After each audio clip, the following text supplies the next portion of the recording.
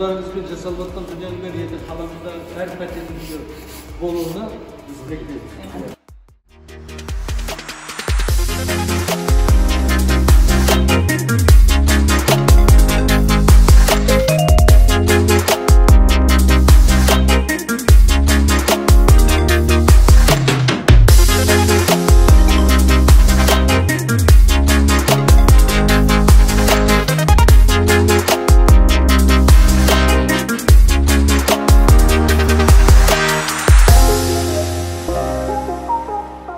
Өнімдерін осы базарға, әлеуметтік магазиндерге, базарға сондай өткізіп жатыр.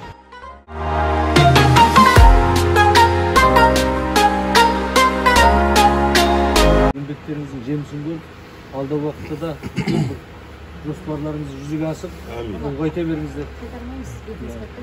Бізден қандай көмек әрқашан болады. Қаласында кәсіпкерлерді қолдау мақсатында енді өздеріңізді білесіздер, айына бір рет барлық кәсіпкерлерді жеке қабылдау өткізіп, бұл жерде кәсіпкерлердің өзінің ұсыныстарын қарап, мәселелерін қарап, біздің мынау әкімшілік тарапынан қандай көмек көрсетуге жұмыс жасауда. Бүгін енді сол кездесу барысында біраз мәселе көтерілген кәсіпкерлердің өздерінің мына нысандарына келіп, жасалып жатқан кәсіптеріне келіп танысып жатыр. Енді бұл жерде енді биылдыққа кәсіпкерлерді қолдауға бойынша жалпы барлық гранты бар, кредит жолдары бар. Соған біздің Қызылорда қаласының өзінде 7 миллиардқа жуық осы несиелер алынды. Оның ішінде мына бастама жасайтын жаңадан тұрып жатқан кәсіпкерлерімізге бізде енді 800 миллион осындай қаржы несиелерін алып жатыр.